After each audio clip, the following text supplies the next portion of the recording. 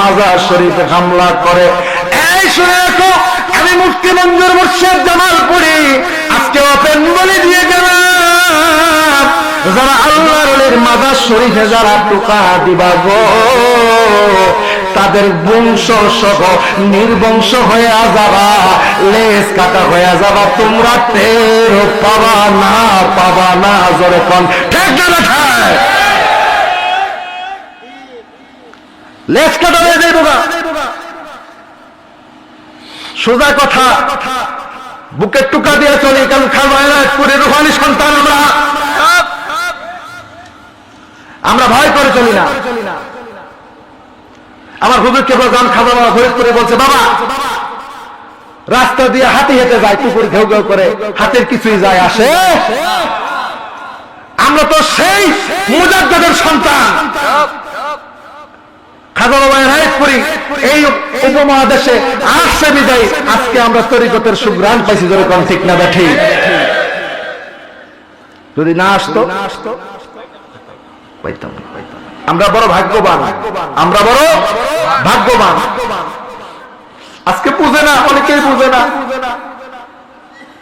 বেটা খাজা বাবা এনায়েত করি এই বঙ্গে আসার কারণে ইনার থেকে লক্ষ লক্ষ মানুষের মরা কবর জিন্দা হয়ে গেছে। বলুন সুবহানাল্লাহ। আমি পঞ্চগড়ে গিয়েছিলাম গত বছর, মাহফিল করেছি। শম্ভুগঞ্জ হুজুর পাকের দ্বিতীয় আওলাদ, ওনার নাতি হয় ফয়সাল হুজুরের দরবার পঞ্চগড়ের দেবীগঞ্জে মাহফিল করেছি। জিকির করাইতেছিলাম, জিকির করাইতে করাইতে আমরা তো মোল্লা মানুষ, আমাদের কলব তো আর জারি হয় নাই, আমগর কলব তো এতটা নুরানি করতে পারি নাই। আল্লাহ বলেন, ইত্তাকু ফিরাসাতাল মুমিন, তোমরা ওই মুমিনের নজরকে ভয় করো। ফাইন্নাহু, কেননা ইয়ানজুরু বিনুরিল্লাহ, তারা আল্লাহ তাআলার নূরের চোখ দিয়ে দেখে। বলুন সুবহানাল্লাহ। কেমন কেমন কেমন এই হাদিসটার ব্যাখ্যা লিখেছেন ভারতবর্ষের এই উপমহাদেশের প্রখ্যাত মুহাদ্দিস আল্লামা মুখতার বখশী রাহমাতুল্লাহি আলাইহি। উনি লিখতেছেন, আউলিয়া কিরামদের নজর কেমন, যারা নিম্ন স্তরের আল্লাহর ওলি হয়, যারা একেবারে কম স্তরের ওলির তো মাকাম বহুত আছে, নুজাবা, নুকাবা, আকিয়ার, আব্দাল, গাউস, কুতুব, অসংখ্য আল্লাহর ওলি আছে।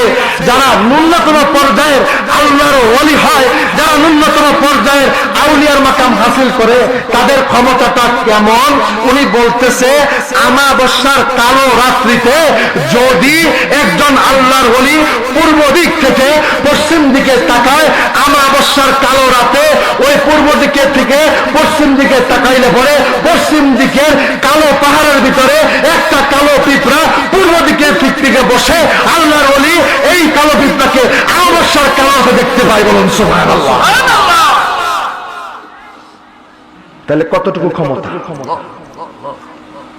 এজন্য আশেক বলতেছে, আউলিয়ার দরবারে মিলে নবীজির দিদার। বলেন, আউলিয়ার দরবারে মিলে, বলেন আউলিয়ার দরবারে মিলে,